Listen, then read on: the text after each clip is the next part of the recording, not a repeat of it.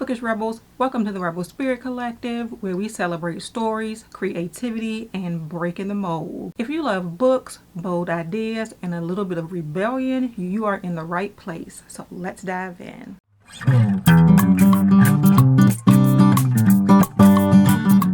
In today's video, I am going to be talking about books that I have either recently released or are going to be releasing soon that I have on my wish list. I will put little thumbnails of the book cover up on the screen for you to see. I am going to actually be reading the synopsis so you can get a little bit of an idea what the story is about, and you can make a decision on whether or not this is something that is interesting to you. The first book that is on my list, and this one is on my list because I recently started a book club. It is online. It is called the Honey and Prose Book Club. Shameless plug. And the first book that we are going to be reading is called Mame. I'll put that up on the screen. We're going to be starting to read that on the 1st of March. So I will put the information in my description just in case you might be interested in joining my book club. But the reason for the first book is because of my new book club. And this one is called The Forgotten Book Club, and it's by Kate Storey. This one is going to release on April the 10th. And it says, life can begin with a single story. You just have to bring your own book. For 3 decades, Grace supported her husband Frank's passion for books, despite not being a reader herself. Since his passing, their shelves echoed longingly, and Grace's heartache has only grown. When Grace's grandson suggests joining Frank's old book club to feel closer to him, Grace reluctantly agrees. Yet, upon arrival, she discovered this isn't a typical book club. Here, members settle in for an hour of reading in silence. Disappointed by the sparse attendance and confused by the lack of chatter, Grace flees. But when fellow member Annie convinces her to stay, Grace is determined to ensure that neither Frank nor his beloved book club are forgotten. And as she breathes new life into the group, Grace might just find this is where she truly belongs. Because this next chapter of her life could just be the beginning of her story.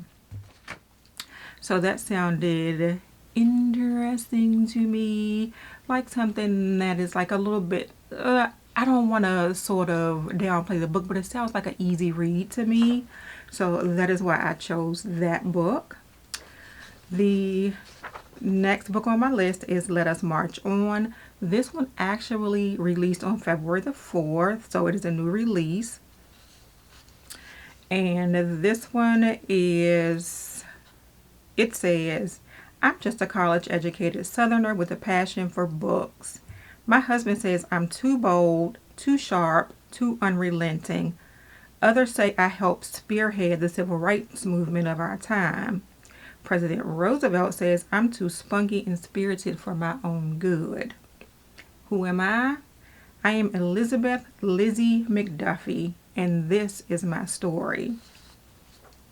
When Lizzie McDuffie, maid to Eleanor and Franklin D. Roosevelt, boldly proclaimed herself FDR's Secretary on Colored People's Affairs, she became more than just a maid. She became the president's eyes and ears into the black community. After joining the White House to work alongside her husband, FDR's personal valet, Lizzie managed to become completely indispensable to the Roosevelt family. Never shy about pointing out injustices, she advocated for the needs and rights of her fellow African Americans when those in the White House blocked access to the president. Following the life of Lizzie McDuffie throughout her time in the White House, as she championed the rights of everyday Americans and provided access to the most powerful men in the country, Let Us March On looks at the unsung and courageous crusader who is finally getting the recognition she so richly deserves. So I think this is her true story. I think that is her true story. But it sounds very interesting and like something I really, really want to read. The next book that I have on my list is Close Your Eyes and Count to 10. This one is by Lisa Unger. And did I say who? The Let Us March On, the author is Shara Moon. Okay. And Close Your Eyes and Count to 10 is by Lisa Unger. This one is going to release on February the 25th. It says, when the real game begins, who will make it to the count of 10? And it says, charismatic daredevil and extreme adventurer Maverick Dillon invites you to the ultimate game of hide and seek. But as the players gather on Falcow Island, easy for me to say, the event quickly spirals into a chilling test of survival. A storm rages as a deadly threat stalks the contestants, turning the challenge into something far more sinister than the social media stunt it was intended to be. Enter Adele, a single mother with a fierce determination to protect her children at all costs. When she begins the game, she unwittingly enters a twisted web of deception and intrigue. Can she maneuver through the treacherous storm and the relentless competition and get home to her family? In a ruthless battle for survival where the stakes are higher than ever, the blurry line between the virtual and the real proves that the only person we can trust is ourselves. That sounds so good to me, so that is on my list. The next one I think is going to be a little cute read, but I think these books might have a little bit of a spice to them. I'm not sure. But this one is the Strawberry Patch Pancake House by Laurie Gilmore. And this one is going to release on March the 18th. It says, as a world-renowned chef, single dad Archer never planned on moving to a small town, let alone running a pancake restaurant. But Dream Harbor needs a new chef, and Archer needs a community to help raise his daughter Olive. Iris has never managed to hold down a job for more than a few months. So when it is suggested that Archer is looking for a live-in nanny, she almost runs in the opposite direction. Now, Iris finds herself in a whole new world, one where her gorgeous new boss lives right across the hall and likes to cook topless. Keeping everything strictly professional should be easy, right? So that sounds very interesting. Next book on my list is Lore of the Wilds by Analeigh Sbrana. This one actually released on January 30th, but she has another one that's going to release on July the 8th. And I think these are part of a duology. I think it's part of a series. I'm not sure which one, but I need to get the both of them. The first one, Lore of the Wilds, says, in a land ruled by ruthless fae, 21-year-old Lore Alamayu's village is trapped in a forested prison. Lore knows that any escape attempt is futile. Her scars are a testament to her past failures. But when her village is threatened, Lore makes a desperate deal with a fae lord. She will leave her home to catalog/organize an enchanted library that hasn't been touched in 1,000 years. No fae may enter the library, but there is a chance a human might be able to breach the cursed doors. She convinces him that she will risk her life for wealth, but really she's after the one thing the fae covet above all, magic of her own. As Lore navigates the hostile world outside, she's forced to rely on two fae males to survive. Two very different, very dangerous, very attractive fae males. When undeniable chemistry ignites, she's not just in danger of losing her life, but her heart to the very creature she can never trust. So that is the Lore of the Wilds. Then the next one is the Lore of the Tides. And again, this one is going to release on July the 8th. This one says Lore Alamayu wakes up to discover she's on a ship in the middle of the ocean. Held prisoner and with no way to escape, she's faced with a dire set of circumstances. A crew that's distrustful of Lore's magic capabilities. Her betrayal by a fae she thought she could trust. A dangerous quest for the Sun Book which, if placed in the wrong hands, will make the Aletharian Fae even more powerful. Laurie must navigate threats on the ship and beyond into the ocean's magical and mysterious depths in order to find the Sunbook herself and help free the humans. All the while, Laurie can't help but feel the intense pull of one Fae male who has been helping her all along. But is she willing to risk her human heart for creatures that have burned her in the past and jeopardize her people's future? So good. They sound so good. Next book on the list, The Monstrous Hearts. And this is by Yigit Turhan. This one will release on April the 8th. And it says a mysterious stranger shows up at Ricardo's apartment with some news. His grandmother Turhan has died, and Ricardo has inherited her villa in Milan along with her famed butterfly collection. The struggling writer is out of options. He's hoping the change of scenery in Milan will inspire him, and maybe there will be some money to help keep him afloat. But Turhan's house isn't as opulent as he remembers. The butterflies pinned in their glass cases seem more ominous than artful. Turhan's group of mysterious old friends is constantly lurking, and there's something wrong in the greenhouse. As Ricardo explores the decrepit estate, he stumbles upon Turhan's diary, which might hold the key to her mysterious death, or at least give him some inspiration he needs, or at least give him the inspiration he needs to finish his manuscript. But he might not survive long enough to write it. The next book on my list is Powerful by Lauren Roberts. This one released February the 4th, and it says, set during Powerless, fan favorite Adina gets a story all her own in this unique special edition of the runaway hit. This deluxe format, well, you don't need to know sprayed edges, all those things. But it says, Adina and Peyton have always been inseparable. Fate brought them together when they were young, but friendship ensured they will always protect each other and the home they built in the slums of Loot. But now Peyton, an ordinary, has been selected for the purging trials, which means almost certain death. Now alone in Loot, Adina must fend for herself. After attempting to steal, she's rescued by a mysterious man from the market. Mock's shadowy past and secretive power set him apart from the other low-level elites of Loot. And as the pair team up to see their loved ones before the trials, the quest tests their loyalty, their love, and their lives. The next book on the list, The Bones Beneath My Skin, which released on February the 4th.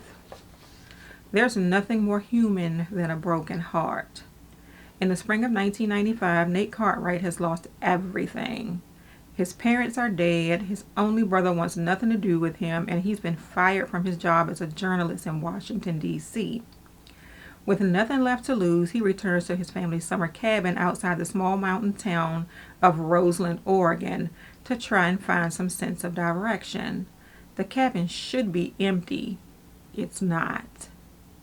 Inside is a man named Alex, and with him is an extraordinary 10-year-old girl who calls herself Artemis Darth Vader. Artemis, who isn't exactly as she appears. Soon, it becomes clear that Nate must make a choice. Let himself drown in the memories of his past, or fight for a future he never thought possible. Because the girl is special, and the forces are descending upon them who want nothing more than to control her. And the next one is the Scythe and the Sparrow. I already have the Butcher and the Blackbird. There is one in between that is in my cart already on Amazon, so I'll be getting that one soon. But the Scythe and the Sparrow released on February the 11th. It says, part of the Ruinous Love trilogy. I said that. Dr. Fionn Kane is running from a broken heart, one he hopes to mend in small town Nebraska, far away from his fiancée and his derailed surgical career. It's a simpler life.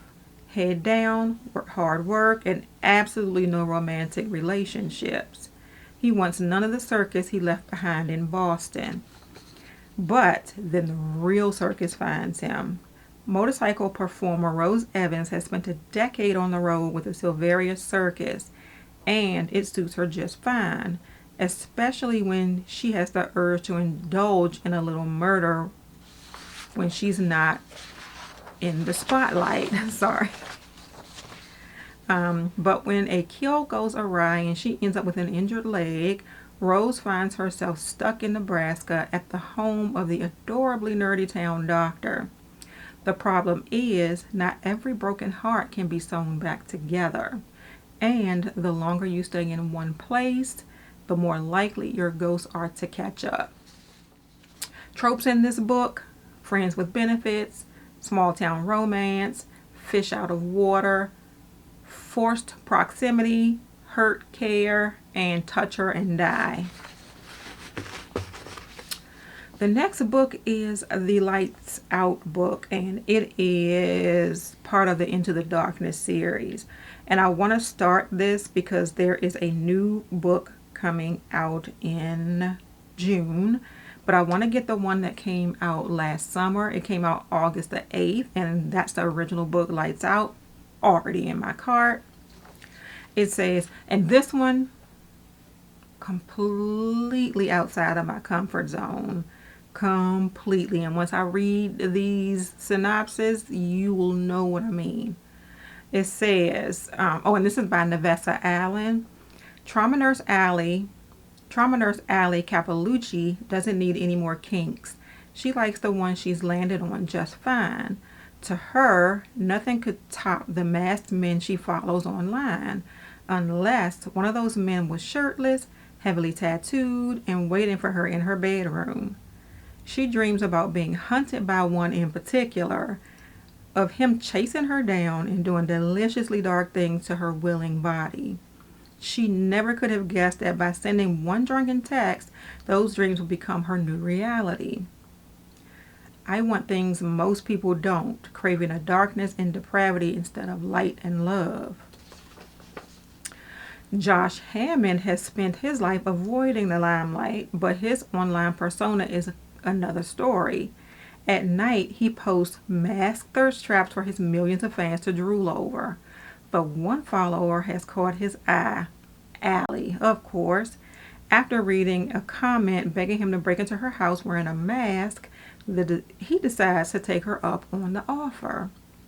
Together, Allie and Josh live out their darkest fantasies, unaware that Allie has captured the attention of someone else. Someone with far more sinister intentions than a little light stalking.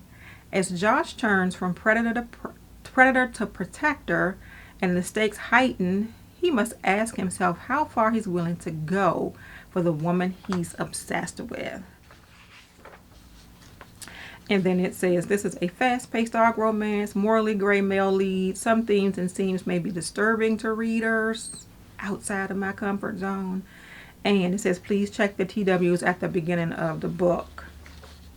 Then there's going to be Caught Up, also by Navessa Allen, which will release on June 10th. This one says, Nico Jr. Troche knows Lauren Marchetti is off limits.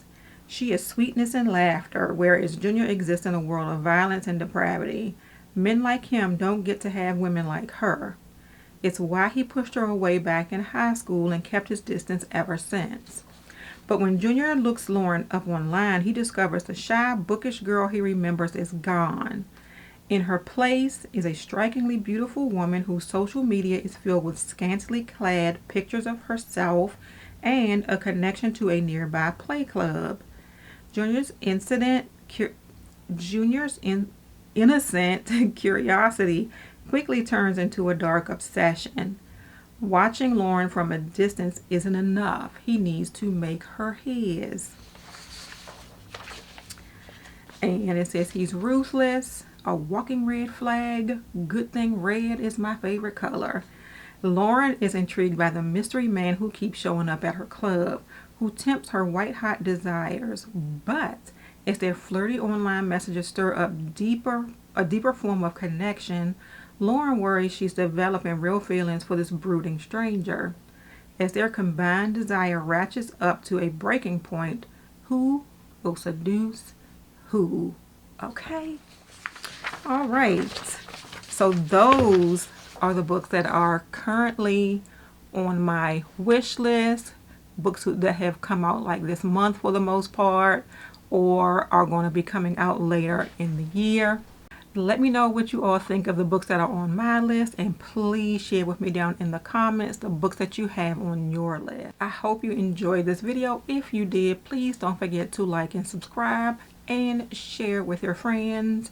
And let's keep the comments going in the comment section, because I love to speak with you all. And until next time, stay curious, stay bold, and keep reading. Bye.